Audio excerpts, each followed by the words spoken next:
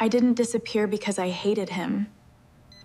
I disappeared because I was afraid of the life waiting for me.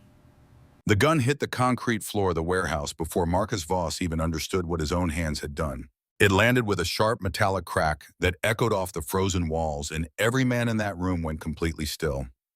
The three men kneeling on the ground with their wrists bound behind them stopped breathing. Reed Callahan, standing against the far wall with his arms crossed, stopped breathing.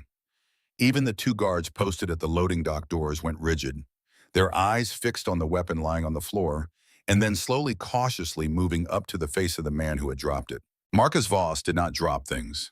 In 15 years of running the most powerful criminal organization in the Midwest, in 15 years of violence and negotiation, and the kind of ruthless precision that had buried three rival families and kept the Chicago streets quiet through sheer force of reputation, Marcus Voss had never once lost his grip on anything.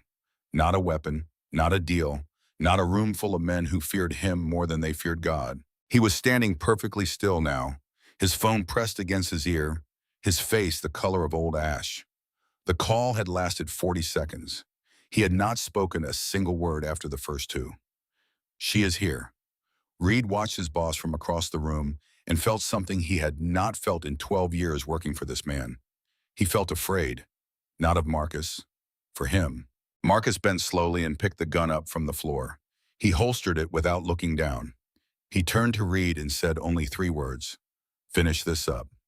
Then he walked toward the loading dock doors and disappeared into the Chicago night before Reed could form a single question. Outside, the cold hit him like a wall. January in Chicago was not weather. It was a presence, something that pressed against you, got into your lungs, reminded you that the world did not particularly care whether you were comfortable. Marcus stood beside his car for a moment, with his hand flat on the cold roof, not moving, just breathing.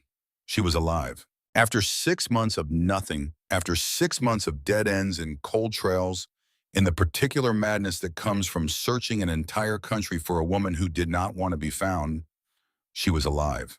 She was in a hospital 40 minutes away. She was a Mayan, she was 5 months pregnant, and every calculation he had made about the past half year had just been destroyed in 40 seconds by a phone call from a doctor he had never met. He got in the car, he drove. 6 months earlier, it had ended in a kitchen. Elena Harlow had been in Marcus Voss's life for 14 months before the night that ended everything, or the night she decided it would end, because there is a difference between those two things, and it matters more than most people would think. 14 months of a relationship that existed in the space between two worlds that should never have touched.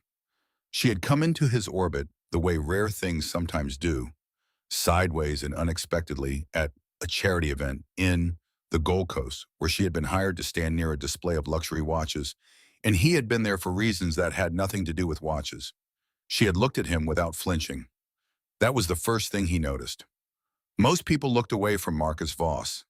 Lena Harlow had looked directly at him with gray eyes that had suggested she had already sized up the room and found most of it unworthy of her full attention. He had found that remarkable. 14 months. Long enough to know each other in the deep way that people know each other when the ordinary social performances have fallen away. Long enough for her to have seen things about him that he did not show to anyone else. Long enough for him to have understood that she was in some fundamental and irreplaceable way a person of unusual courage, which made it worse when she left, because he knew she had the courage to do it. He just could not understand why she had decided she needed to. The night in the kitchen, he had told himself the story 100 different ways in the months after she disappeared. A man had broken into their home. The man had been armed. The man had been sent by a rival organization to deliver a message, and the message had been written in violence, and Marcus had answered it in kind. He had done what he had always done. He had protected what was his. He had not thought in the moment about Elena standing in the doorway of the kitchen in her robe with a glass of water in her hand. He had not thought about what she was seeing. He had thought only about the threat in front of him, the way he had been trained to think, the way 15 years of this life had conditioned him to respond. Threat, response, silence. When it was over, he had turned around and she was still standing there. The glass was still in her hand. She had not dropped it, which he thought even then said something about the kind of woman she was. She had looked at him across the kitchen floor, and her face had been utterly unreadable, and he had said something like, "It is over, you are safe," and she had nodded once. 3 days later, she was gone. No note, no phone call, no forwarding address. She had taken a single bag of clothes, her passport, and approximately $200 in cash that she had pulled from the tip jars she kept on the kitchen counter. She had left everything else: her modeling portfolio, her laptop, 3 suitcases of clothing, a life she had built in that penthouse over 14 months. She had left it all because she needed to travel light and she needed to travel fast, and she had understood in the 3 days between the kitchen and her departure that the only currency that would keep her free was invisibility. He had not understood any of that then. He understood it now. She was 40 miles outside Indianapolis. She had been there for 11 weeks. Never mind. Before that, a diner in Columbus, Ohio for 9 weeks. Before that, a truck stop outside Dayton for 6 weeks. She kept moving, not always far, just far enough. She had learned things about surviving invisibly that she had not known before. She had learned that cash was freedom, and that freedom required sacrifice. She had learned that the cheapest motels asked the fewest questions, and that if you paid in advance and kept your room clean, they generally left you alone. She had learned that if you wore your hair differently and kept your eyes down and answered to whatever name you had given at the start of the job, most people did not look hard enough to see what was underneath. What was underneath these days was a woman 5 months pregnant who had been eating approximately one real meal per day for the past 3 months because she was saving money with the focused, slightly desperate logic of someone who understood that the savings were not for her. They were for the child. Every dollar she did not spend on herself was a dollar that might matter later when the baby came, when the hospital bills arrived, when the particular arithmetic of survival required her to have more than she had spent. She was aware that this logic was not entirely sound. The free clinic doctor in Columbus had told her at the 4-month appointment she had managed to get on a sliding scale that she needed to eat more and rest more and reduce her stress levels.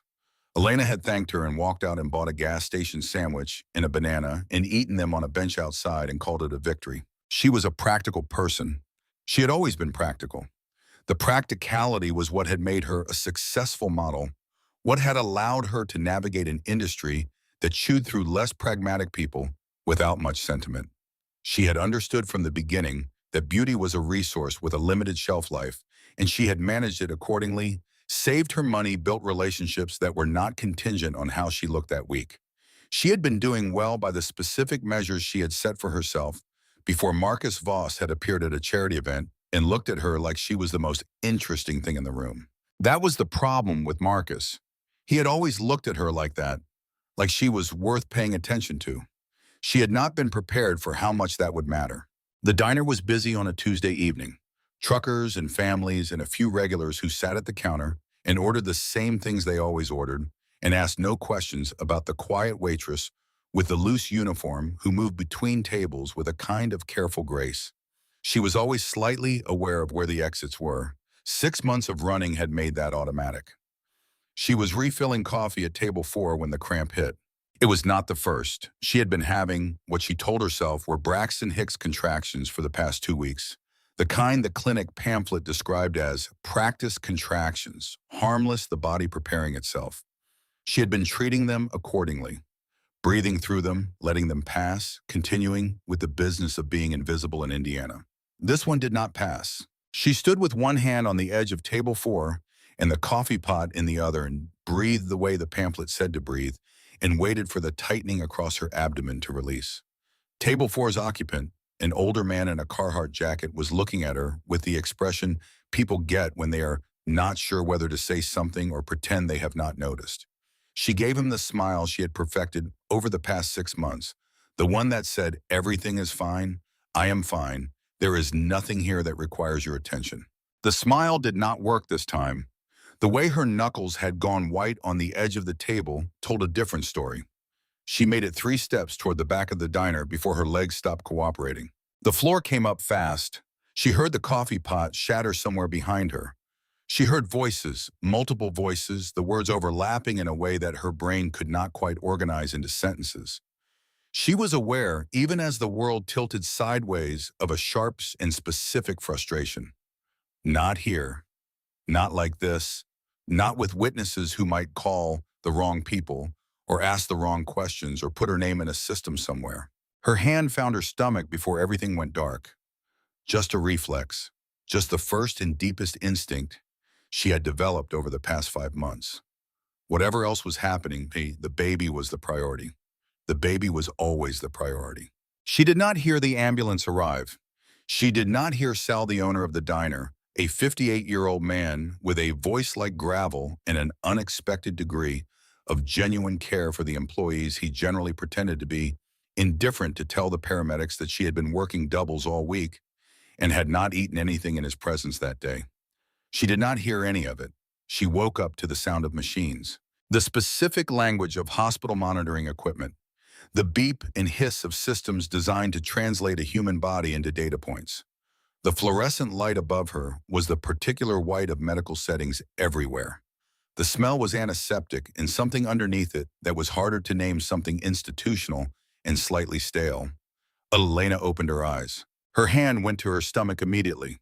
Still there, still round, still present. She pressed her palm flat against the fabric of the hospital gown and then turned her head toward the machine beside the bed and found what she was looking for. Two lines, two separate rhythms, hers and the smaller, faster one that had become, over the past 5 months, the most important sound in her world. The baby was fine. She let herself feel that for a moment. Just sat with the relief of it, the way it moved through her like warm water dissolving something that had been wound tight in her chest for longer than she could accurately measure. Then the relief passed, and the rest of her situation reasserted itself, and she turned her attention to the room. Mercy Regional Hospital. A smaller facility, the kind that served rural counties. The room was standard issue, a single window showing a parking lot and a gray Indiana sky. A chair beside the bed that no one was currently sitting in. The door opened and a woman in a white coat entered. Mid-50s, professional bearing. She had dark circles under her eyes and the expression of someone who had been running on inadequate sleep for longer than was healthy. Elena watched her come in with focused attention. The white coat, the clipboard, the way her eyes moved across the room before they landed on Elena, which was the movement of someone who had been thinking about this moment before she walked through the door. I am Dr. Sylvia Wren. You collapsed at work. You are at Mercy Regional, just outside Indianapolis. Her voice was measured and calm and contained something underneath it that Elena could not immediately name. You are severely malnourished and dehydrated. The baby is fine. Both heart rates are stable. Elena said, "How much do I owe?"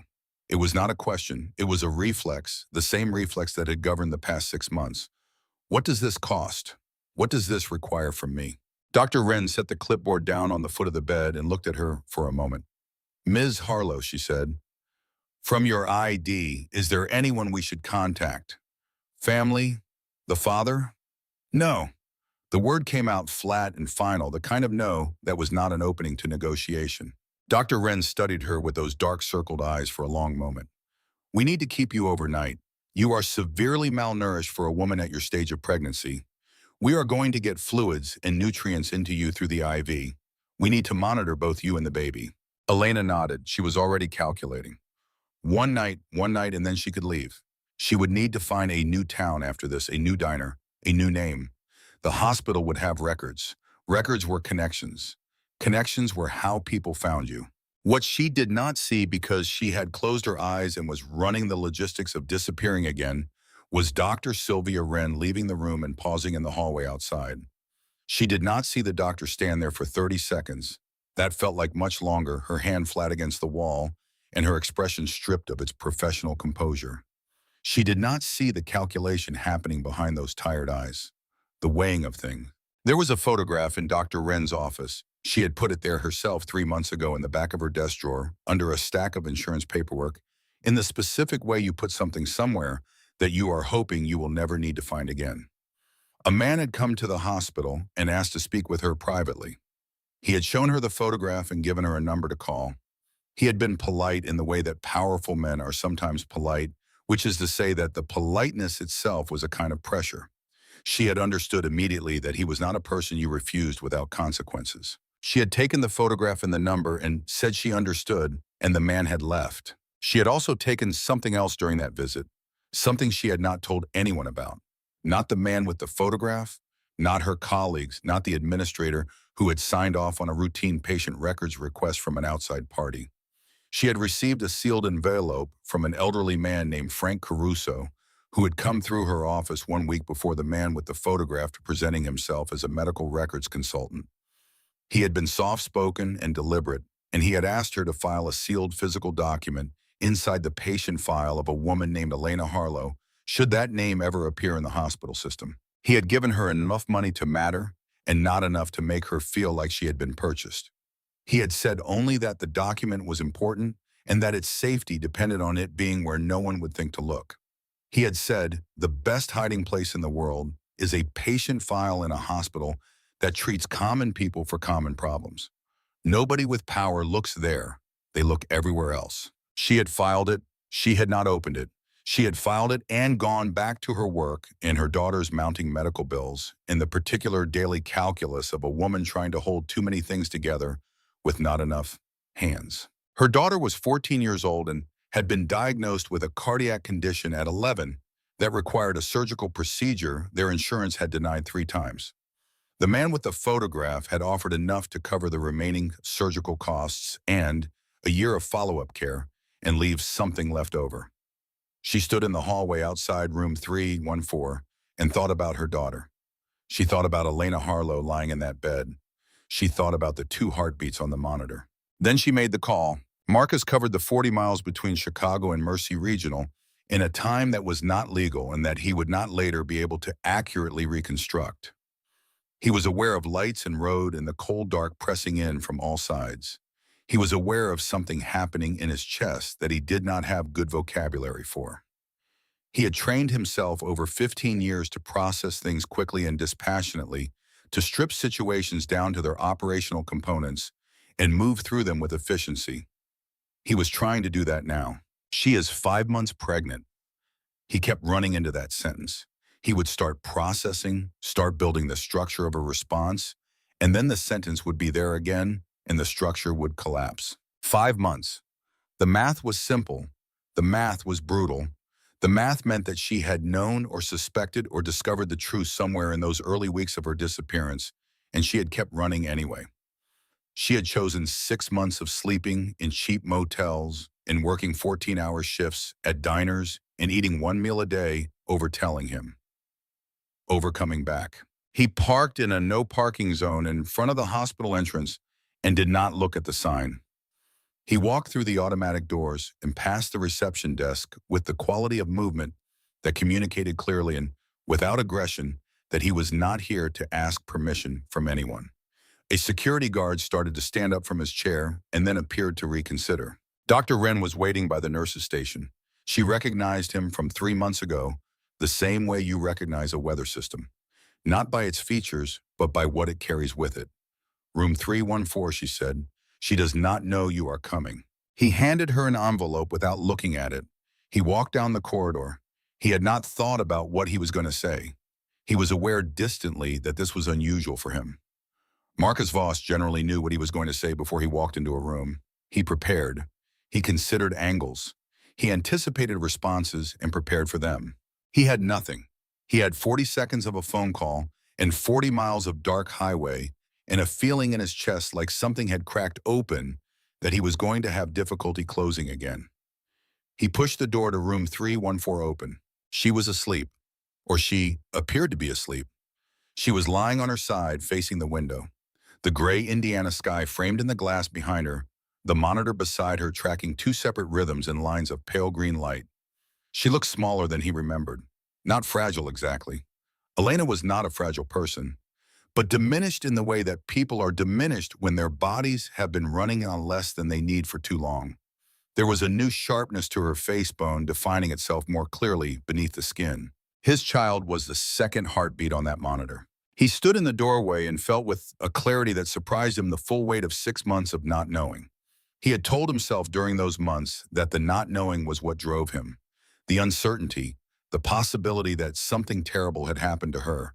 But standing here now, looking at her in this hospital bed in Indiana, he understood that what he had been carrying was not uncertainty. It was grief. He had been grieving her while she was still alive, and now she was here, and the grief had nowhere to go. and what was left in its place was something rawer and less manageable. Her eyes opened. She went through several things in rapid succession.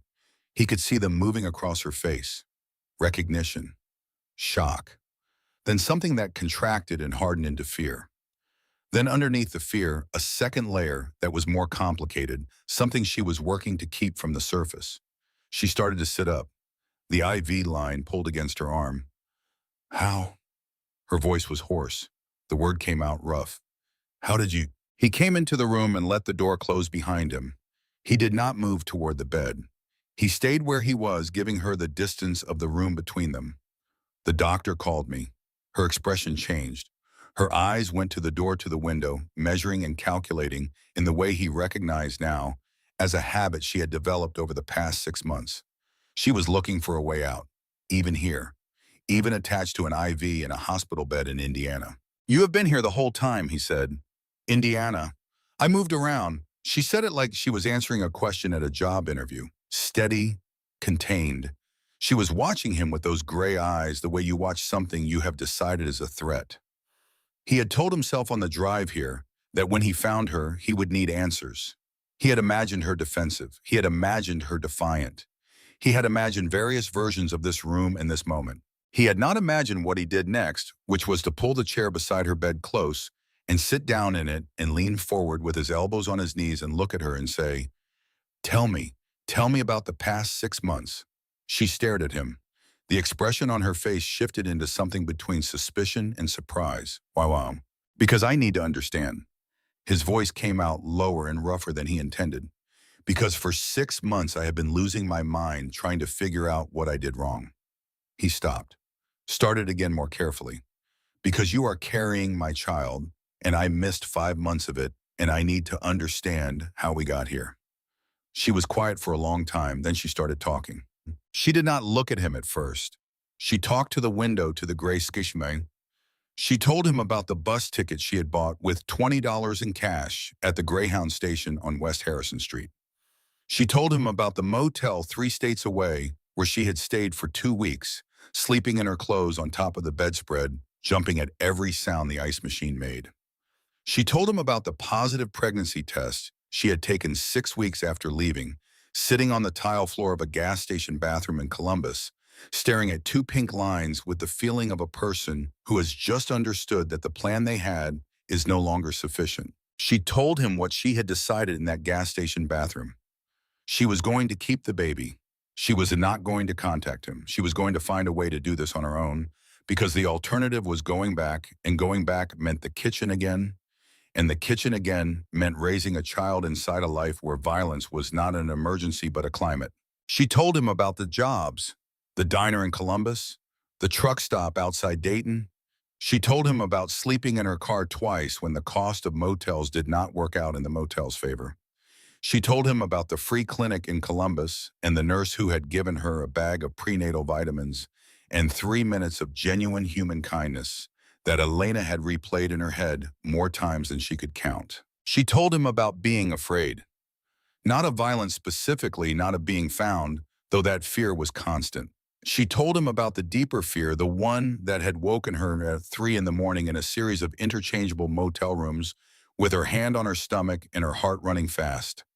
The fear that she had made a terrible mistake, that the courage she had thought she was exercising was actually something smaller and more selfish, that a child deserved a father, even a complicated one, and that she had made a unilateral decision about someone else's future without any real right to do so. She had not resolved that fear. She had just kept moving. When she finished, she finally looked at him. Her face was steady. She had not cried during any of it, which told him something about what the past 6 months had required of her. He sat with everything she had told him for a moment. Let it settle. Then he said simply, the night in the kitchen. That is why. Not a question. He already knew, but he needed to hear her confirm it. She looked at him with those gray eyes. Yes. The man would have hurt you. The man had come there specifically for that purpose. I know. She said it without inflection. I know he would have. And I know that is the reality you live in, where people come into your home to hurt the people you care about. Her hand moved on her stomach. That is exactly what I cannot do to my child. He thought about arguing. He did not argue. He thought about what she had just told him, about a gas station bathroom in Columbus and a woman alone on a tile floor with a pregnancy test and a $200 savings account in a decision she had made entirely by herself in the silence of a person who has no one to consult. She had been alone for 6 months. She had eaten one meal a day for 3 months because she was saving the money for the baby. She had slept in her car. She had done all of this rather than call him. He stayed in the chair. He did not tell her what to do.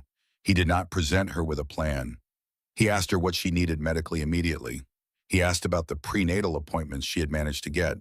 He asked practical questions, the way you ask practical questions when you are trying to give someone the specific dignity of being treated like an adult rather than a problem to be solved. She answered them, still carefully, still watching him with the attention of someone who has been surprised by not getting what they expected.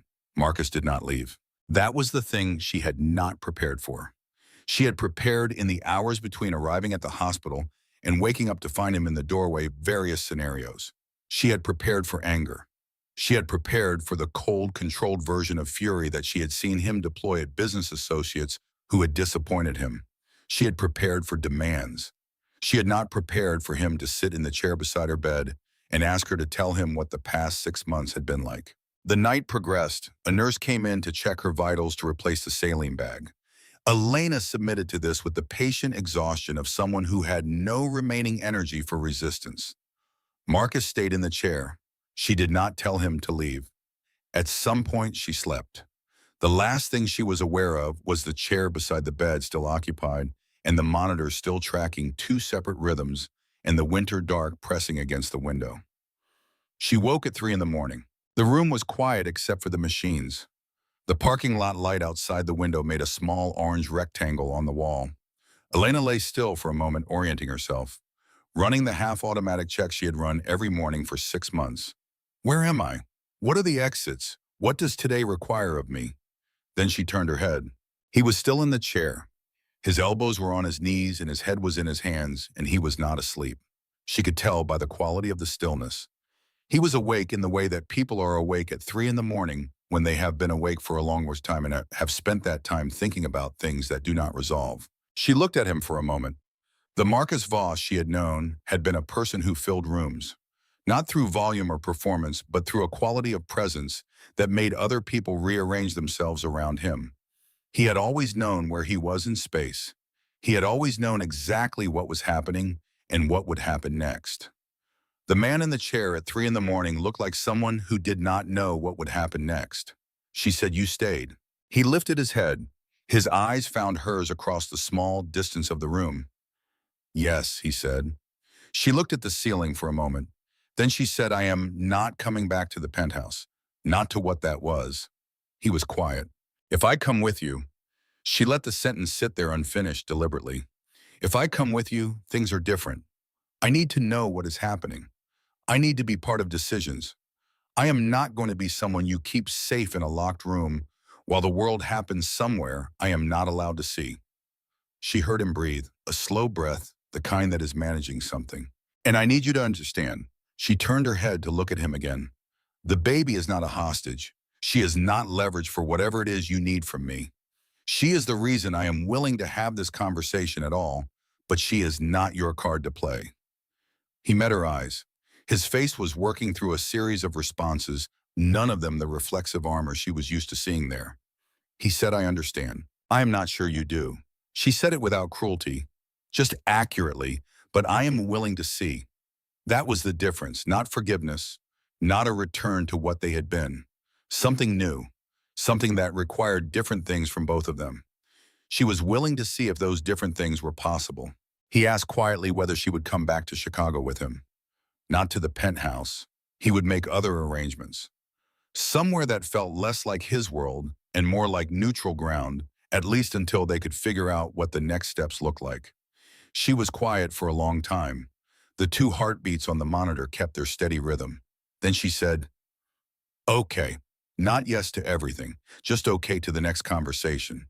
He nodded. He understood the distinction. Outside, the winter dark had reached its deepest point. The temperature had dropped 1 final degree, and the night held itself still over Indiana. Inside room 314, Elena closed her eyes again and let herself sleep. The man who had spent 6 months searching for her sat in the chair beside her bed, and for once in 15 years did not already know what would happen next. Neither did she. That was either the most terrifying thing in the world or the beginning of something real. The house Marcus found was not the penthouse. That was the first thing Elena noticed when the car turned off the highway and onto a private road that wound through bare winter trees toward a low stone structure set back from the road behind an iron gate. It was not the penthouse in the same way that a river is not the ocean. Both are water. Both run deep. But one of them does not make you feel like you are standing at the edge of something with no bottom. The house was north of Chicago. It had been built in the 1940s by someone who understood that real security was not about height or glass. It sat on 2 acres of dormant January lawn with old oak trees at the perimeter, in a detached garage, in a garden that had gone to its winter bones. It looked like the kind of house where a family had lived for 3 generations. It looked like somewhere a person might actually inhabit. Elena stepped out of the car and stood in the cold for a moment and looked at it. She did not say anything. But something in her posture changed some fraction of the constant readiness she carried in her shoulders, and Marcus noticed it and did not remark on it, which was its own kind of intelligence. The inside had been prepared. There were groceries in the kitchen, real groceries, the kind that represented actual meals. There were fresh towels in the bathroom. The bedroom had a view of the back garden and the oak trees, and beyond them, the flat gray of the Midwest winter sky. Reed Callahan had arranged all of it. She met him properly for the first time that evening, a man in his early 40s with the look of someone who had spent enough years doing difficult things that the difficulty had become simply the texture of his life. He had light eyes and a careful manner, and he spoke to Elena with a directness she appreciated because it did not contain the condescension that powerful men's associates often directed at the women in powerful men's lives. He spoke to her like she was a person in the room. The first week passed in a kind of provisional quiet. Elena slept more than she had in 6 months, which her body apparently required, and which she submitted to with pragmatic acceptance. She ate 3 meals a day, which felt extravagant in a way that shamed her slightly, the shame being a leftover from the months of deliberate deprivation.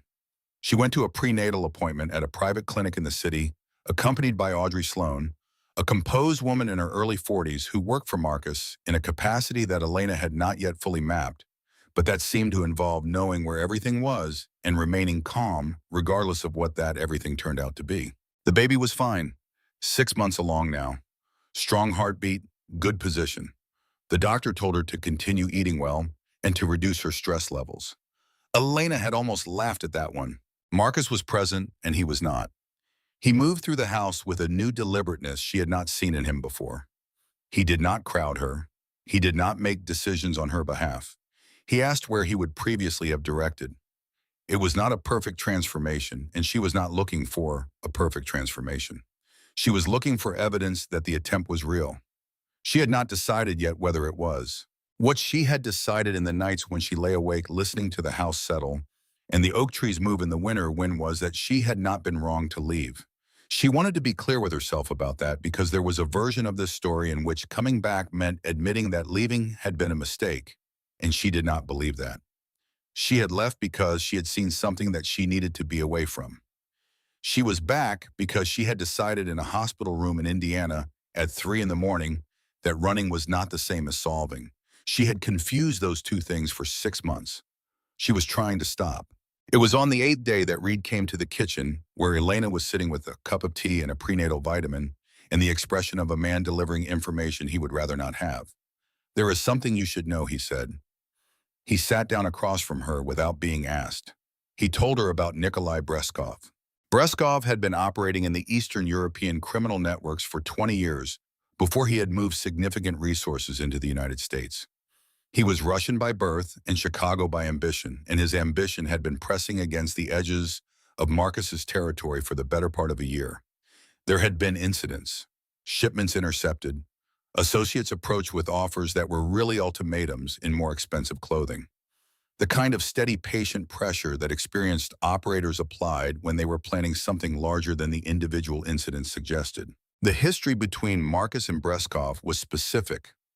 10 years ago, Breskov had attempted to broker a major arrangement that would have given him access to the distribution infrastructure Marcus controlled.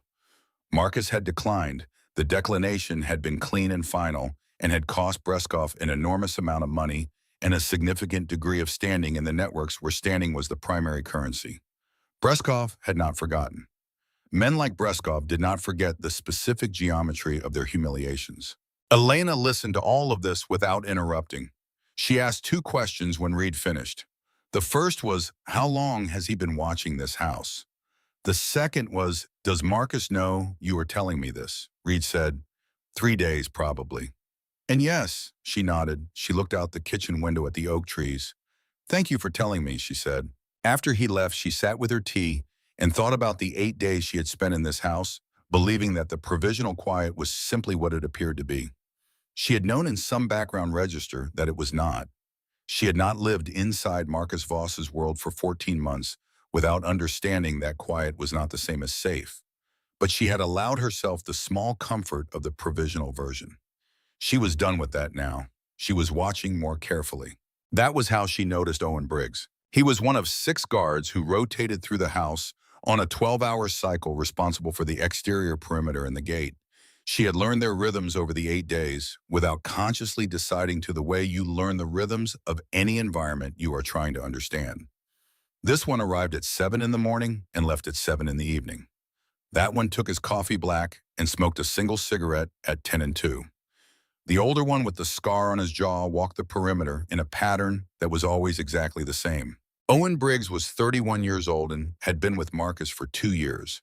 He was efficient and quiet and had a face that gave away nothing, which in this context was unremarkable, because most of the people in Marcus's employ had faces that gave away nothing.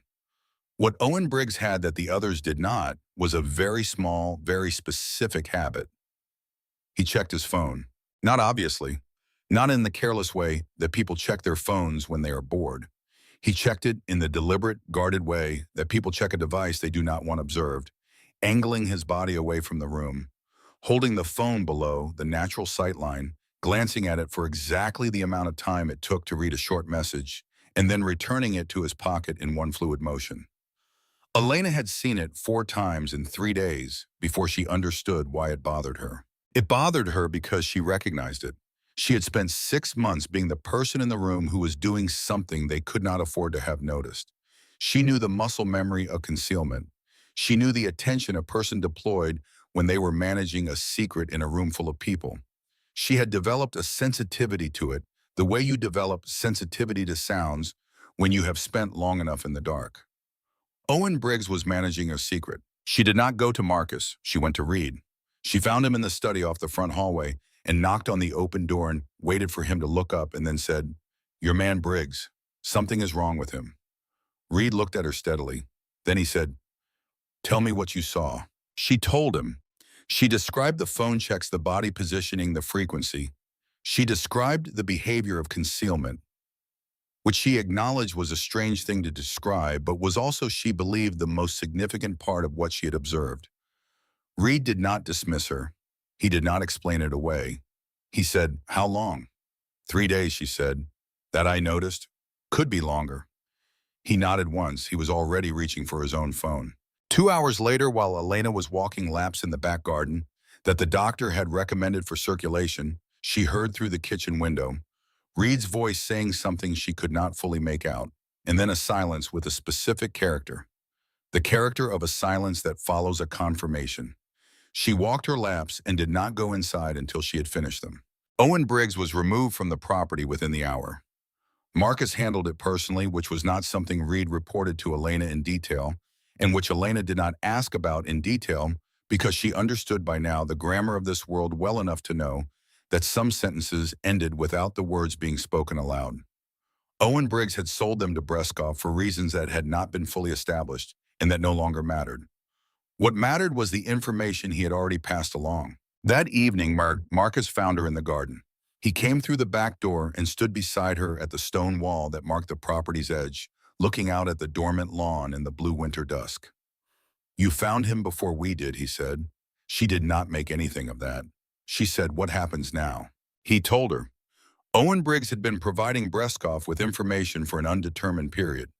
Breskov had access to the house's layout, the security rotation schedule, and the details of their arrival 8 days ago.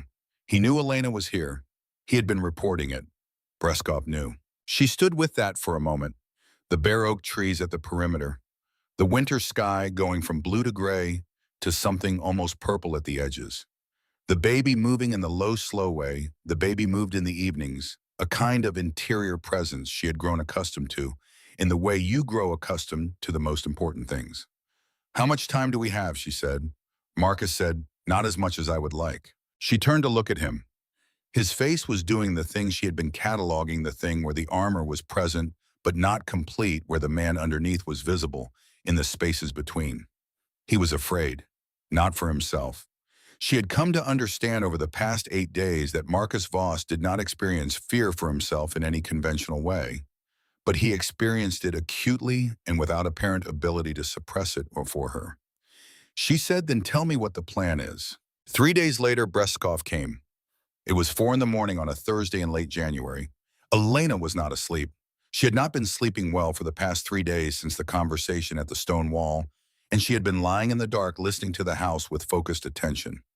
She heard the first sound at 4:12. It was not loud. It was the absence of a sound that should have been there, the guard at the front of the property, who made a small scuffing noise with his boots on the gravel path every time he completed his perimeter circuit. She had learned the interval of that circuit. It was 22 minutes. The absence of the boot scuff at what her body told her was the right interval registered in her nervous system before her conscious mind had finished processing what the absence meant. She was already sitting up when the second sound came. Glass somewhere on the ground floor. Not a break. A pressure against glass. A testing. She did not call for Marcus. She did not go to the door. She went to the closet on the far wall of the bedroom where Marcus had shown her on the second day the panel. He had shown her the panic room the way a person shows someone a fire extinguisher. You hope they never need it. You make sure they know exactly where it is and exactly what to do with it. He had walked her through the code twice. He had shown her the tunnel behind the far wall of the panic room, the one that ran beneath the garden and emerged in a drainage access point at the property's edge. He had shown her the emergency bag hanging on the hook inside the door, the burner phone with 3 numbers programmed, the code phrase and response sequence for the third number. He had done all of this matter-of-factly in the voice of a man who understood that preparation was not the same as alarm. She had paid attention with the focused precision of a woman who had spent 6 months understanding that information was survival. The door of the bedroom opened, and Marcus was there already dressed, and the look on his face confirmed what she had heard downstairs. "Go," he said. She was already moving. She heard him behind her for a moment, and then she did not, because he had gone toward the stairs, and she had gone toward the closet, and those two directions were not the same direction, and the house was already filling with the charged pressure of men with weapons moving through it in the dark. The panel was where it was supposed to be. The code was the sequence Marcus had made her repeat back to him twice.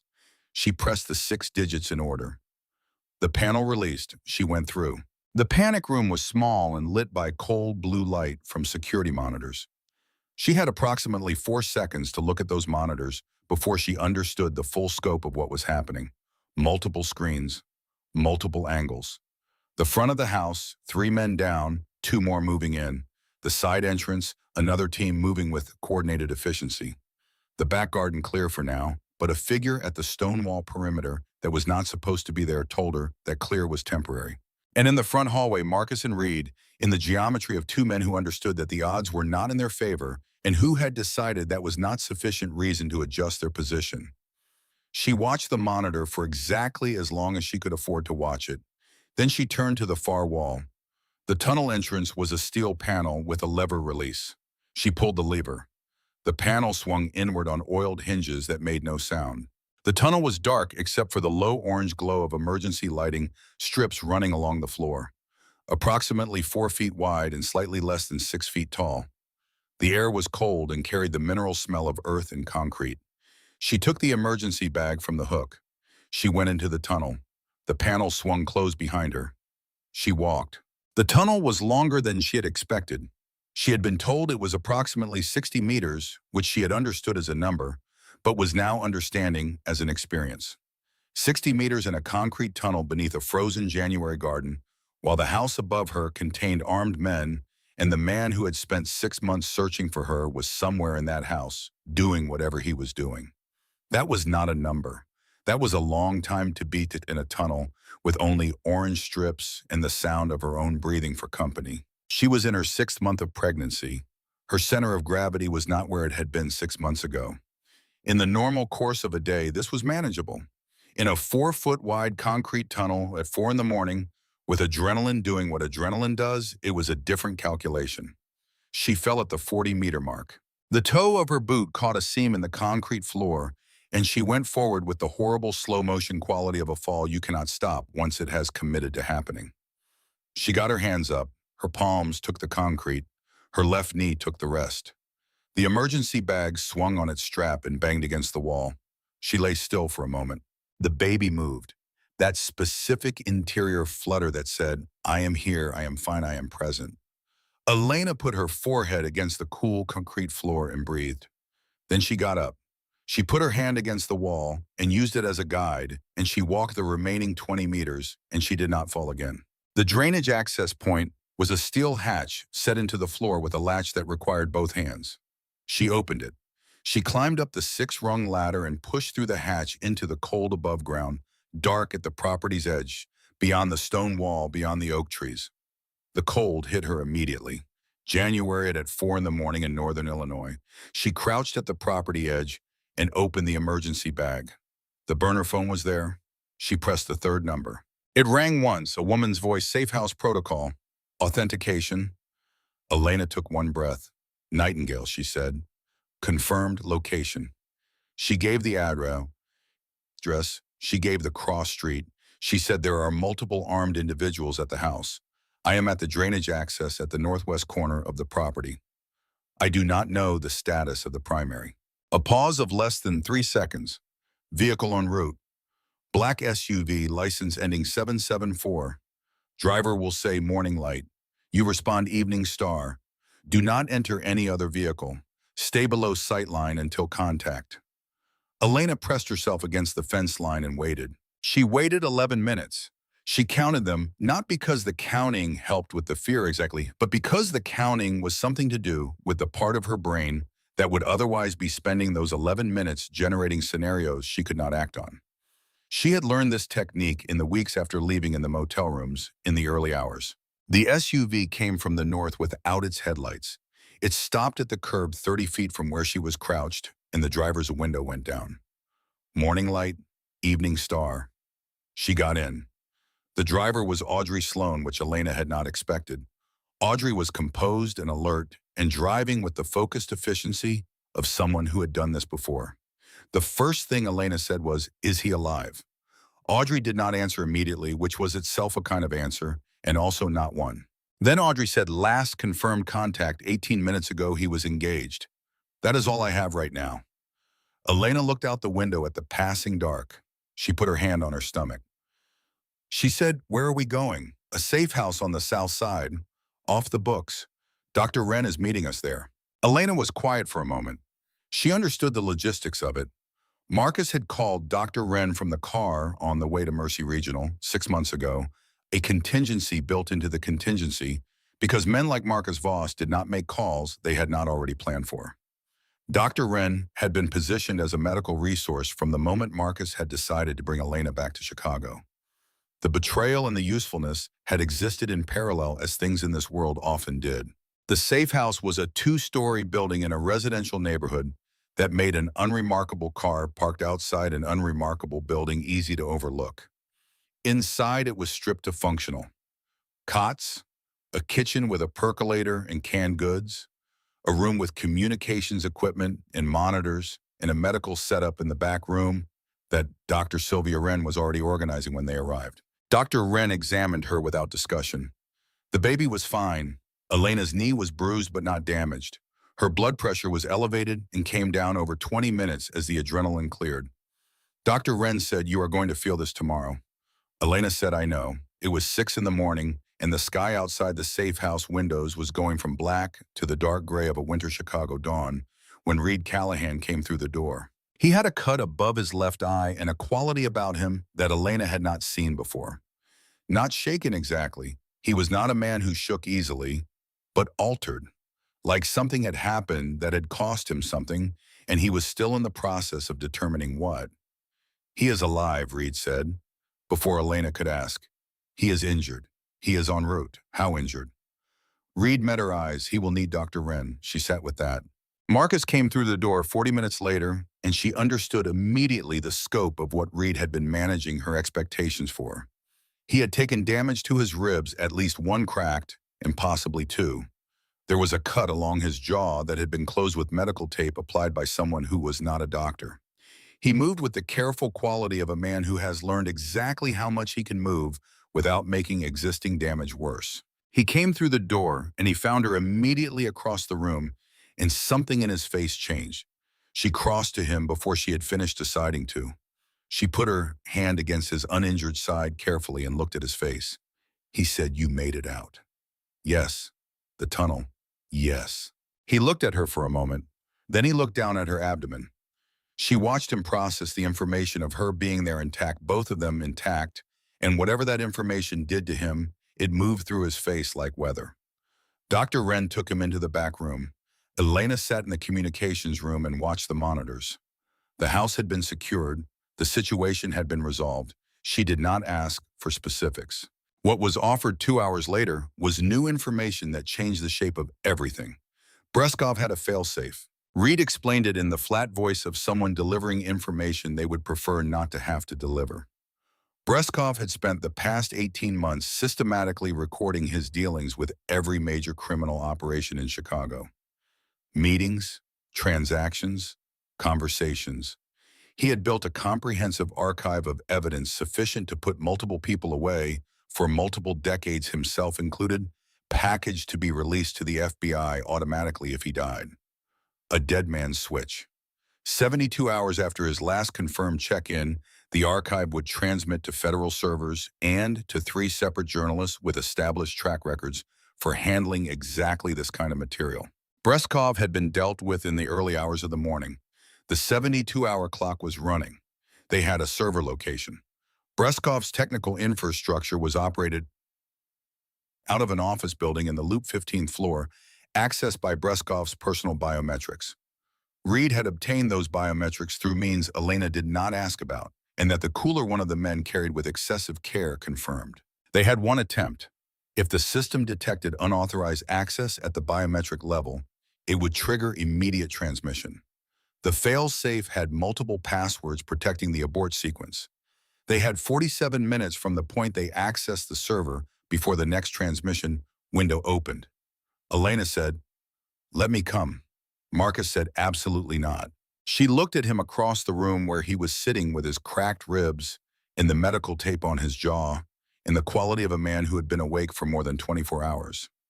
She said, "You have 47 minutes in a system you do not know how to crack." She said it without drama. Just as a statement of operational reality, you need every resource you have. I am a resource. A silence. Then Reed said quietly from the corner, "She found Briggs before we did." Marcus looked at his second in command. Then he looked at Elena. The calculation she could see him running was not about her safety, or not only about that. It was about whether she was right, whether she was actually a resource, whether the practical reality of the situation overrode the impulse to keep her in the room with the cots and the percolator. She let him run the calculation. She did not press. He said, "You stay with Reed at all times." She said, "Agreed." The Loop building was a 22-story glass and concrete structure that housed logistics offices on its lower floors, and on its 15th floor, the kind of unremarkable corporate space that served as infrastructure for things that were not unremarkable at all. They went up in an elevator that smelled of carpet cleaner and commercial anonymity. Reed had the cooler. Marcus moved with the deliberateness of a man managing pain he was not going to mention. The 15th floor was empty at this hour. The server room was at the end of a corridor behind a door with a biometric scanner that accepted what Reed provided and released the lock with a sound that felt like the most expensive click in the room. The room was cold. Server rooms always were. The equipment occupied 4 racks against the far wall. lights blinking in the patient rhythm of systems running their processes without awareness of the clock that was now at 41 minutes. The main screen was active. Reed sat down and began working. He had brought a technician, a young man named Garrett, who had the combination of anxiety and speed that marked people who were very good at their work and very aware of what would happen if their work failed. Garrett's fingers were already moving across a secondary keyboard. 34 minutes. The system had 4 password layers protecting the abort sequence. Reed and Garrett had cleared 2 of them. The third had stopped them. It was not a word or a number. It was a combination, and the combination was not following any of the patterns that Garrett's tools were designed to exploit. It required something personal, something specific to Breskov that was not in any record they had found. 22 minutes. Elena was standing very still. She was looking at the screen at the cursor blinking in the password field, and she was not thinking about the room or the men in it or the clock. She was thinking about a Tuesday afternoon 4 years ago in a photography studio on Michigan Avenue. She had been booked for a full-day commercial shoot for a company whose client list she had not known at the time included the holding company that served as the visible face of Nikolai Breskov's legitimate business interests. She had been there for 8 hours. In the afternoon, there had been a period of 2 hours while equipment was reconfigured, during which Elena had been given access to a green room off the main studio. The green room had a couch and a coffee machine and a bulletin board with photographs pinned to it. The photographs had been personal. A man in his 50s at a beach somewhere, the same man at what appeared to be a child's birthday party, the same man with a young girl, maybe 8 years old, dark hair on a boardwalk somewhere on the East Coast. The girl's name had been written in marker at the bottom of one of the photographs, in the way people write names on photographs that are meant for family, not for files. The handwriting had been large and slightly unsteady, the handwriting of a man who was more comfortable with power than with sentiment. Vera. 16 minutes. Elena said, "Try Vera." Reed looked up at her. She said his daughter. She is or was approximately 12 years old. Dark hair. He had her photographs on a bulletin board in his private studio space on Michigan Avenue. "I saw them 4 years ago on a commercial shoot." The name was written on the photograph. Garrett was already typing. The cursor blinked. 13 minutes. The screen changed. Another layer opened a confirmation request with 2 fields. Garrett worked through it in 90 seconds, his hands moving with the speed of someone who has just understood that the door has opened. 9 minutes. The abort sequence loaded. 7 minutes and 32 seconds remaining when Garrett entered the final confirmation, and the screen went from red to the green of a transmission that had been stopped. The archive was not going anywhere. The clock was not a clock anymore. The room went quiet except for the server's patient hum. Reed sat back. Garrett put his hands flat on the desk and breathed. Marcus behind them was very still. Elena looked at the green screen and thought about a bulletin board in a green room on Michigan Avenue 4 years ago. She thought about an 8-year-old girl with dark hair. She thought about the randomness of information, the way things you witness, without understanding their significance, settle into memory and stay there available until the moment arrives when they become the most important thing in the room. 6 months of survival had required her to pay attention. She had been paying attention long before that. Marcus turned to look at her. She met his eyes. Something moved through his expression that she had no name for and did not try to name. She simply held his gaze for a moment and then looked back at the green screen. They left the building separately by different exits and reconvened at a parking structure 3 blocks south. It was nearly 10 in the morning and Chicago was awake around them, the ordinary machinery of a Thursday proceeding without any awareness of what had just not happened in a server room 15 floors above street level. In the parking structure, Marcus stood beside a concrete pillar and looked at his hands for a moment. Then he looked at Elena. He did not say thank you. The category did not seem adequate to what had just happened, and he apparently understood that. He said, "The house is gone. We need somewhere else." She said, "I know." He said, "There is a property outside the city. It has not been connected to my name in any documentation. Breskov's people did not know about it." She said, "All right." He said, "You do not have to." She looked at him steadily. She said, "I am not running." It was the first time she had said it directly. In the hospital in Indiana, she had said okay, which was a beginning but not a commitment. In the 8 days at the house, she had said she was willing to see, which was contingent and observational. This was different. This was a statement of fact delivered without drama, without performance. She was not running. They drove out of the city as the morning traffic built around them. Elena sat in the back seat and watched Chicago move past the windows, the lake appearing between buildings to the east, gray and vast and indifferent, the way large bodies of water are indifferent to the small dramas of the people who live beside them. The property was northwest of the city, past the suburban sprawl where the landscape opened into the flat fields of the Illinois countryside, bare in January, the soil dark under a colorless sky. The driveway was long and unpaved, and the house at the end of it was a low farmhouse that had been renovated sometime in the past decade, not expensively but well. It had the quality of a place built for function and arrived through years of use at a kind of accidental dignity. They pulled up to it as the late morning light did its best with the cloud cover. Elena stepped out of the car and stood in the cold and looked at the house and the fields beyond it. It was nothing like the penthouse. Reed came around the car and stood beside her. He said, "We have a visitor." She turned. At the end of the long driveway, just inside the gate, a black car was parked. Standing beside it were three men, and the oldest of them, a man with silver hair, and the bearing of someone who had been significant and who carried that significance lightly, now was looking toward the house with an expression Elena could not read from this distance. Reed said his name is Frank Caruso. He says Marcus's father gave him 3 addresses 15 years ago and told him that if anything ever happened and he needed to find Marcus, he should try them in order. This was the third one. He says it is urgent. He says it is about Marcus's father. The fields were very still. The January sky held itself in its gray. Elena looked at the man at the gate and then looked back at the house where Marcus had already gone inside and where everything that came next was still waiting to be determined. She said, "Let him in." Frank Caruso moved like a man who had learned somewhere in his 60-odd years that arriving slowly was a form of respect. He came up the long driveway on foot, and he walked with a slight forward lean that suggested old injuries managed rather than resolved, and he kept his hands visible at his sides in the deliberate way of someone who understood that visible hands communicated intent to people who spent their lives reading intent. Elena watched him from the window of the front room. She had positioned herself there without thinking about it, the same instinct that had governed 6 months of survival. Know who is coming before they arrive. Read them before they speak. Marcus came to stand beside her. He looked at the man coming up the driveway with an expression she had not seen on him before.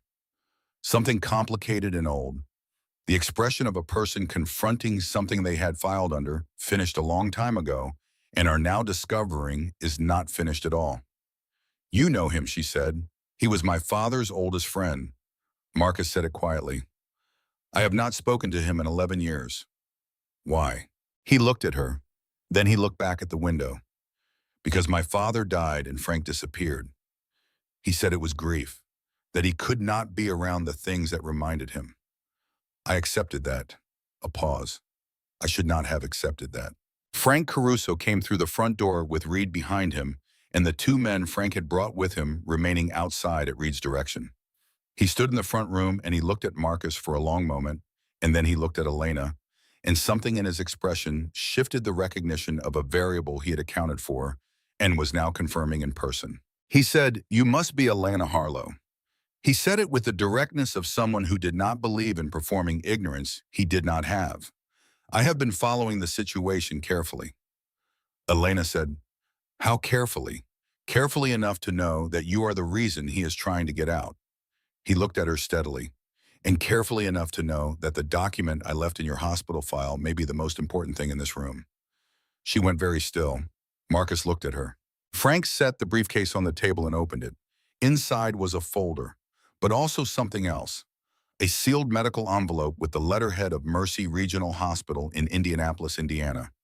Elena's name was printed on the outside. She recognized the format immediately. She had seen dozens like it over the past months of prenatal appointments and clinic visits. It was a patient records envelope. Her name was on it. Frank said, 3 months before you arrived at that hospital, I needed to get evidence somewhere safe, somewhere that no one in this world would think to look. He looked at her steadily. I called the records department at Mercy Regional and arranged for a sealed physical document to be filed inside the patient file of a woman named Elena Harlow, should that name ever appear in their system. He paused. I did not know who you were then. I knew only the name from a contact who mentioned Marcus had been searching for someone by that name for months. I knew that a woman Marcus Voss was searching for was not someone his enemies would think to investigate. I knew her medical file in a small Indiana hospital was the last place anyone with power would look. Elena looked at the envelope with her name on it. Frank said, "You have been carrying the proof of what happened to Vincent Voss for the past 3 months. Inside a hospital file. In Indiana. Safe because no one who wanted it destroyed would ever think to look there." Marcus looked at Elena. She looked back at him. Neither of them said anything because there was nothing to say that was equal to it. A woman who had been running from this man's world had spent 3 months unknowingly protecting the most important secret in his family's history. She had been his father's guardian. She had not known it. There had been no plan, no choice, no intention. Just the particular randomness of a woman running far enough and a careful old man thinking clearly enough, and the two of them intersecting in the record system of a hospital in Indiana in a way that neither of them had designed. Frank opened the briefcase fully. He set the folder on the table alongside the sealed envelope. "Your father did not die in an accident," he said to Marcus. The room went very still. Marcus was sitting across from him, and his face did the thing she had learned to watch the process of managing the immediate response in order to hear the full information before reacting. She watched him do it. She watched the line of his jaw and the set of his shoulders, and the way his hands rested on his knees with a stillness that was effortful. Frank said Vincent was killed. It was planned and it was executed by people who understood that a staged accident was cleaner than a war. He was targeted because of what he knew and because of what he controlled and because removing him was more efficient than negotiating with him. Marcus said who? Frank told them.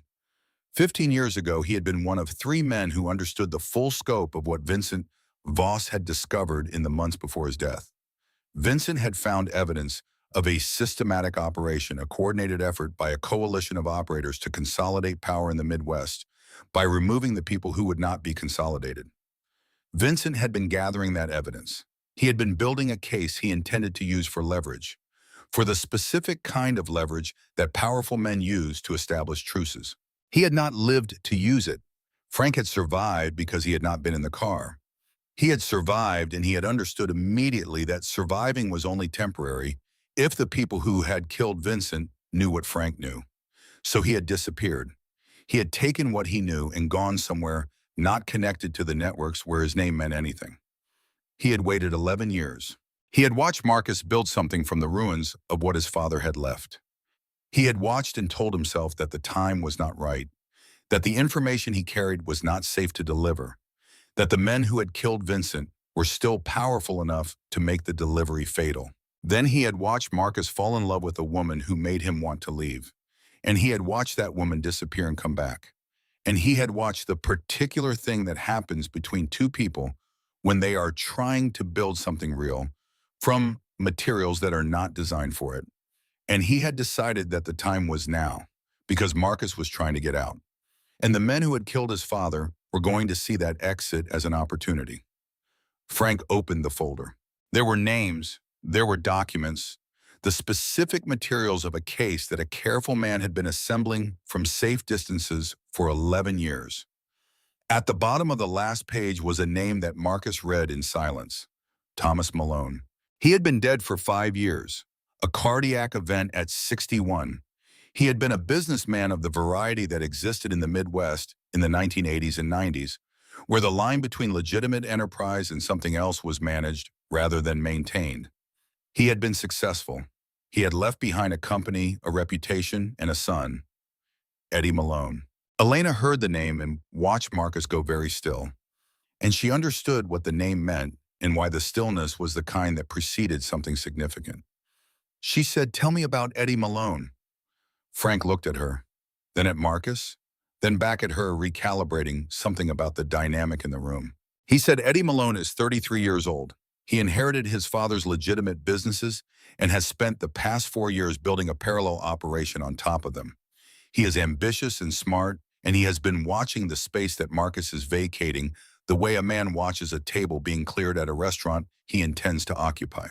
Reed had gone to the window. He said, "We already knew about him. Marcus was planning to offer him a partnership, a formal arrangement to absorb the territories under a legitimate umbrella. Clean exit for us. Recognized standing for him. Frank said, "Does he know that Marcus knows about his father?" Reed said no. Frank was quiet for a moment. Then he said, "Then you have a choice to make." The room held that statement. Outside the farmhouse windows, the January fields were very still under the gray sky. Elena was looking at Marcus. He was looking at the folder. His hand was resting on the page with Thomas Malone's name on it, and he was very far away from the room for a moment. She understood what the choice was. The man who killed your father is dead. The son of that man is sitting in the space you are trying to vacate, building something on the grave of what your father built. And he may not know what his father did, or he may, and either way, he is now the last significant piece of this transition. You can destroy him. You have the grounds and the means and 15 years of accumulated reason. Or you can give him the partnership and walk away. Marcus lifted his hand from the folder. He looked at Frank. He said, "Does Eddie know what his father did?" Frank said, "I believe he does not." Thomas was not the kind of man who confessed to his children. He was the kind of man who built a clean face and maintained it with particular care for the people whose opinion of him mattered. Marcus stood up. He walked to the window. He stood there with his hands in his jacket pockets, looking out at the fields. Elena looked at the folder on the table. She looked at the last page with Thomas Malone's name. Then she looked at Marcus's back at the window. She knew this moment. She had been in versions of it herself, the moment where you can choose the story that ends with what you are owed, or the story that ends with what you want. She had been at that crossroads in a hospital room in Indiana when she had decided that coming back was not the same as giving up. She had been at it in the tunnel under the house when she had gotten up from the concrete floor and kept walking. She said, "Marcus." He turned. She said, "What do you want? Not what he deserves, not what your father is owed. What do you want?" He looked at her for a long moment. He looked like a man at the end of something very long. Not defeated, just arrived. Just standing at the place where something that has been going on for a very long time has finally reached its last room. He said, "I want to stop." She nodded. He said, "I want Ellie to grow up without knowing what this cost." She said, "Then you know what you need to do." The meeting with Eddie Malone happened 3 days later in a neutral space that Reed arranged a conference room in the offices of a legitimate logistics company that Marcus had been using as a shell for long enough that it had stopped being a shell and had become simply a company. Eddie Malone came with 2 associates and a lawyer, which said something about the kind of operator he was.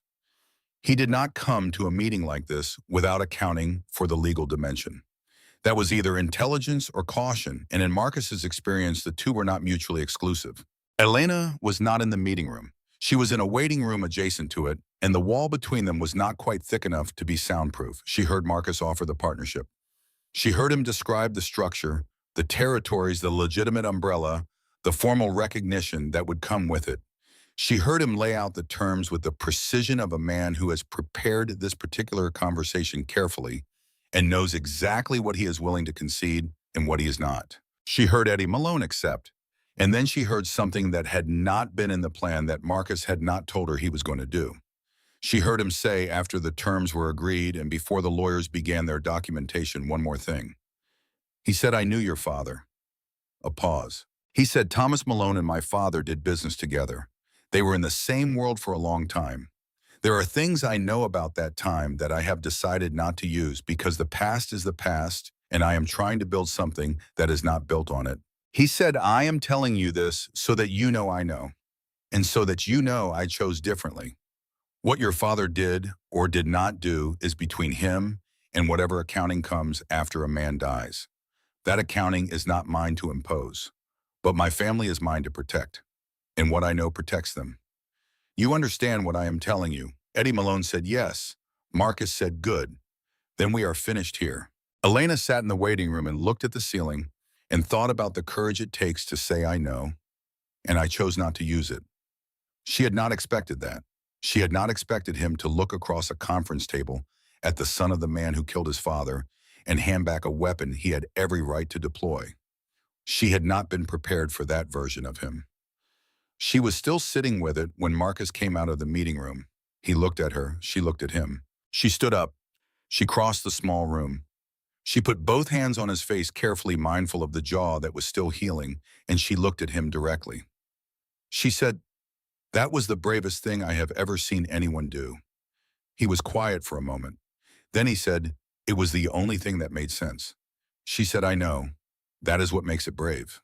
They drove back to the farmhouse in the late afternoon. The fields were going gold in the low winter light, the honest light of a landscape not trying to be anything other than what it is. That night in the farmhouse kitchen, she told Marcus about the foundation. She had been thinking about it for weeks. The specific shape of it had been forming in her mind in the way that things form when you have been through something that leaves you permanently changed, and you are trying to find the use of that change. She had spent 6 months being a pregnant woman alone and afraid, with no resources and no one to call, and the full weight of a decision she had made without adequate support pressing down on her every day. She was not the only one. She was never going to be the only one. She told him she wanted to build something for women in situations like the one she had been in. Not just pregnant women. Women who were running from something. Women who had made the decision to leave a dangerous situation and then discovered that the leaving was only the first part, that the leaving put you in a particular kind of wilderness that the world was not well organized to help you through. Women who needed prenatal care and housing and the specific practical support of someone who understood that survival required more than crisis intervention. It required continuity. She was going to call it the Harlow Foundation. Her name, not his, not Voss. She said this directly looking at him across the kitchen table because she needed him to understand that this was not a thing he was giving her. It was a thing she was building that he was being invited to support. He said, "I understand." She said, "I mean it." He said, "I know you mean it. That is why I said I understand rather than of course." She looked at him. Something in her chest moved that she did not have a word for, accumulating in small increments over the past several weeks into something she was going to have to eventually name. She said, "I am going to need funding, significant funding, and I am going to need it to be clean. It cannot come from anything that is not legitimate. I will not build this on dirty money." He said, "The legitimate businesses are profitable, more profitable than I expected, which tells you something about the efficiency differential between legal enterprise and the alternative." She said, "Dr. Wren." He looked at her. She said, "I want to fund her daughter's surgery through the foundation as the first act. I know what she did. I know she called you, but I also know why she did it, and I know what it cost her, and I know that the priesthood was not the money. The body was who she had to become for 30 seconds in a hospital hallway in Indiana." Marcus was quiet. She said, "I am not forgiving her because I am required to. I am doing it because the foundation is supposed to be about understanding what drives people to impossible choices and then doing something about the conditions that create those choices. I cannot build that and refuse to apply it to the first person who tested it." He said, "You have already decided." She said, "Yes." He said, "Then it is decided." She woke at 2 in the morning 4 days later to something that was not ambiguous. She had been awake enough times in the past weeks to know the difference between false starts and the real thing, and this was the real thing, the certainty that the body communicates without any need for interpretation. She lay still for exactly long enough to confirm it. Then she said his name. Marcus was awake before she finished saying it. He drove to the hospital with the focused quality she recognized from other contexts and found in this context oddly reassuring. He was not afraid, or he was afraid, and it was not the kind of fear that interfered with function. He held her hand at red lights. He did not run the lights. She noticed this and thought it was a small thing, and also not a small thing. The hospital was a private facility north of the city. The obstetrician who had been managing Elena's care was there, and she was the kind of doctor who made everything feel like a problem that had been solved before it was fully presented, which was exactly what Elena needed at 2 in the morning in active labor. Reed was somewhere outside. Audrey Sloan was somewhere outside. The world continued its business. None of it was in the room. The room had two people and the work of a human life arriving in the world, which is work that does not negotiate with the schedule or the circumstances of the people performing it. It was 8 hours. 8 hours is a long time to be in a room with someone, and a short time to be in a room with someone depending on what is happening in the room. Marcus held her hand for all of it. He did not look at his phone. He did not step out. He was there with the full presence of a person who has decided that whatever else is happening in the world, this room is where they are. She was aware in the spaces between contractions of watching him, the way he responded to the monitoring equipment with the focused attention of a man trying to understand a language he has not been taught. The way he held her hand not tightly, because tight would have been about his fear rather than her need, but steadily with a consistency that was its own form of communication. The way he did not say it will be fine because neither of them had any use for that sentence, but said instead, I am here, which was the only thing that was actually true, and therefore the only thing that was actually useful. At 11:47 in the morning, Ellie arrived, 7 pounds 3 ounces, dark hair, a voice that established itself immediately and without apology. The doctor placed her on Elena's chest, and Elena looked at her daughter for the first time. There are things you cannot prepare for. She had spent the past several months preparing for many things. She had prepared for the practical difficulties of new parenthood, the sleeplessness in the learning curve, in the chaos of an infant. She had prepared emotionally, or she had told herself she had, in the way that people prepare for things that are actually beyond the reach of preparation. She had not been prepared for this, for looking at another person who did not exist before and understanding immediately with a certainty that had no argument in it that everything you are has just reorganized itself permanently around this new center. Ellie Marie Voss, she had agreed to the last name. Not because she was a Voss in the way that Marcus was a Voss, not because she was attaching herself to what that name had meant in the world he was leaving, but because Ellie deserved to carry both of them. Because names were not just history, they were also intention. And the intention she and Marcus were building together was worth putting a name to.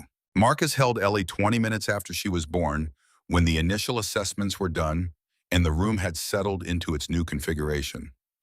He held her with the careful attention of a man who is aware that he is holding the most important thing he has ever held and is learning in real time how to do it correctly. Elena watched him. She watched him look at his daughter, and she watched whatever happened to his face when he did, which was the kind of thing that bypassed the armor entirely and arrived directly at the person underneath. She had seen versions of it before at the hospital in Indiana when the gun hit the floor, at the conference table when he told Eddie Malone he had chosen differently. But this was not a version of those things. This was its own category. He looked at Elena over the top of Ellie's dark head. He said, thank you. She understood what he was thanking her for. Not just for Ellie, not just for the fact of her existence, for coming back, for not running when she had every reason to run, for deciding in a hospital room in Indiana at 3 in the morning that the next conversation was worth having. She said, don't thank me yet. She said it with the tone she had developed over the past weeks, the one that contained warmth and caution in equal measure. We still have a great deal of work to do. He said, I know. She said, but for today. He said, for today. On the second evening in the hospital, Reed came to the room. He knocked on the open door and waited. He said the territories are transferred. Eddie Malone has taken possession with the agreed structure in place. The legitimate businesses are fully separated from anything that preceded them. The legal team has confirmed the documentation. Marcus looked at him, then he looked at Ellie asleep in the hospital bassinet. He said, is there anything outstanding? Reed said, nothing material. There are loose ends that Audrey is managing. Nothing that requires your involvement. He paused. As of this morning, Marcus, you are out. The words sat in the room. Out. Not temporarily. Not contingently. Not with the footnotes and qualifications that Marcus had attached to every previous version of that word when they had discussed it. Just out. The thing that had been his life for 15 years, that had been his father's life before that had organized everything about who he was in the world and how the world understood him, was finished. He sat with that for a long moment. Elena watched him. She had been watching for this moment since Indiana. This specific moment, the one where the reality of the exit landed differently than the intention of it. She had been watching for the regret or the resistance.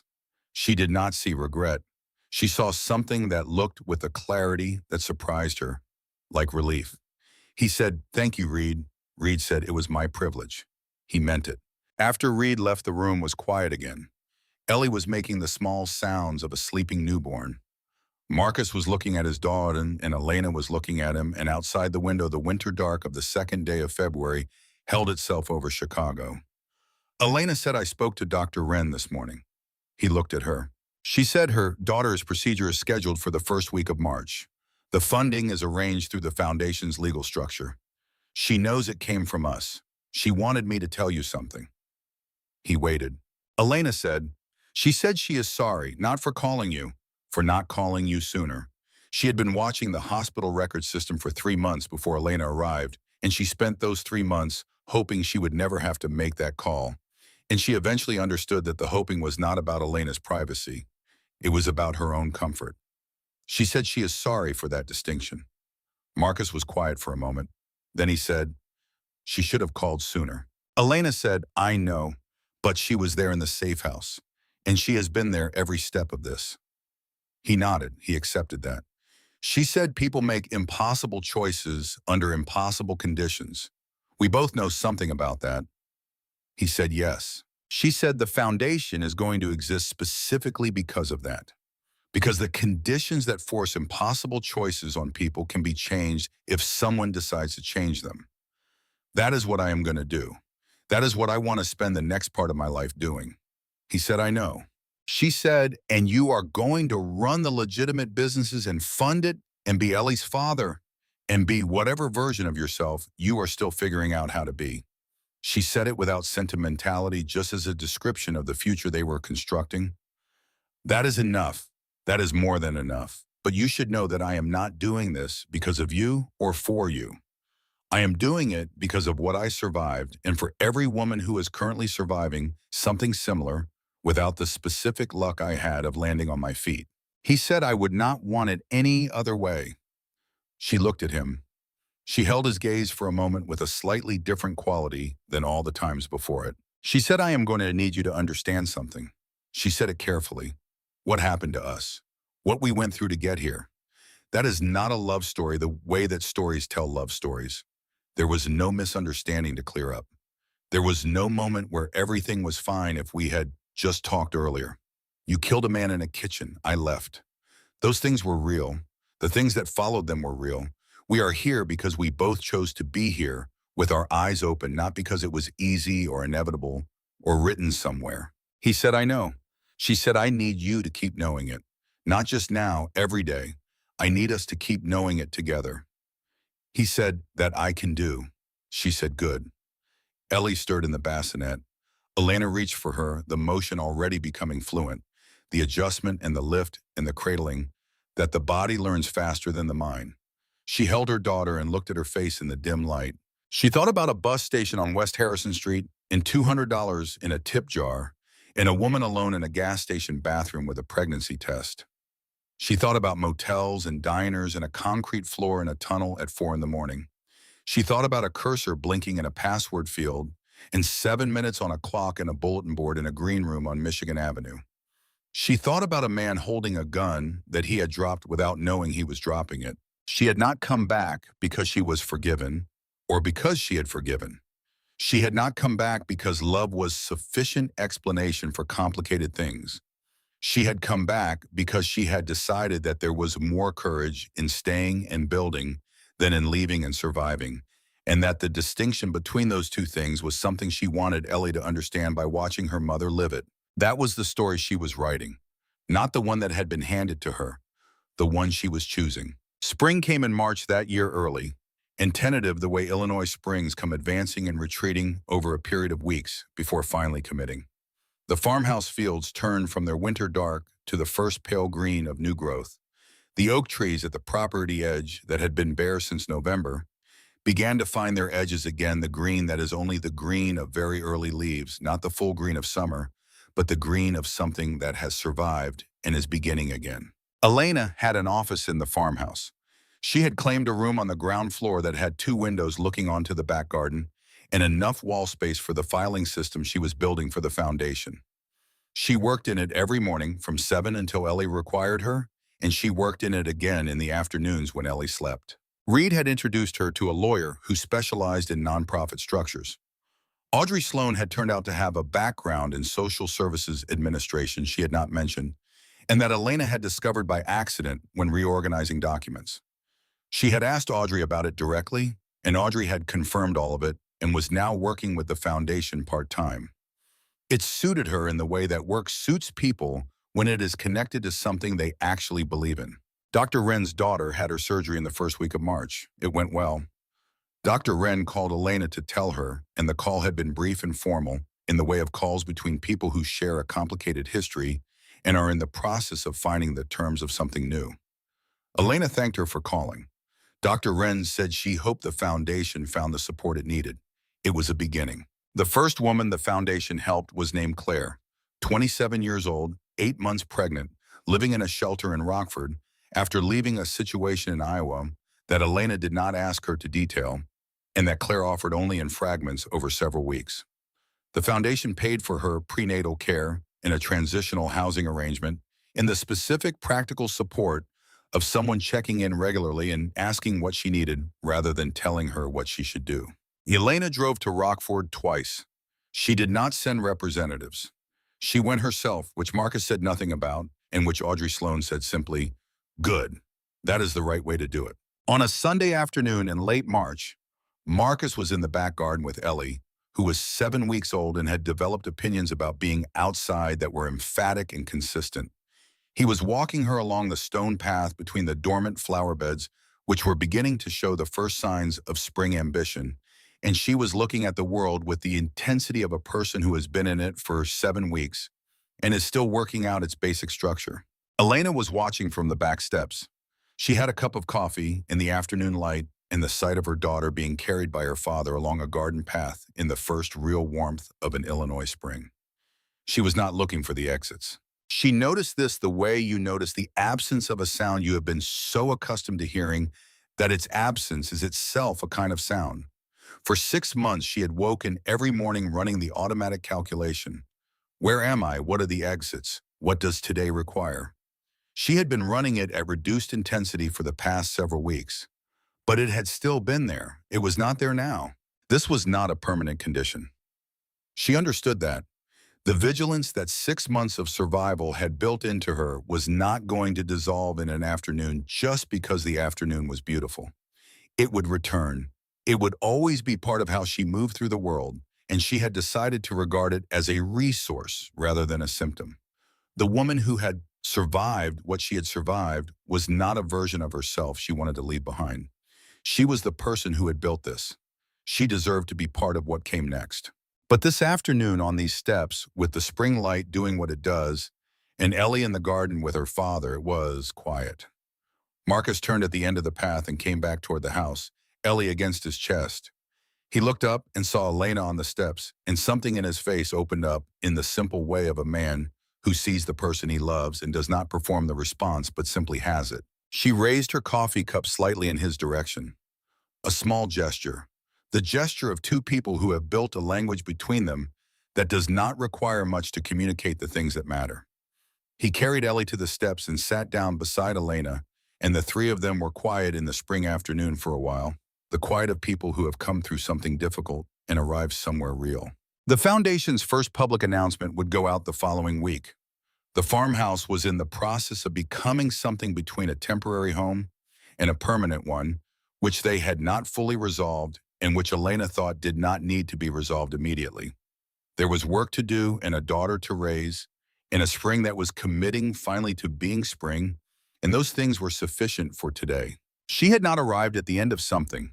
She had arrived at the beginning of a particular kind of work, the work of building a life that was chosen rather than inherited, that carried the weight of what it had cost without being defined only by that weight.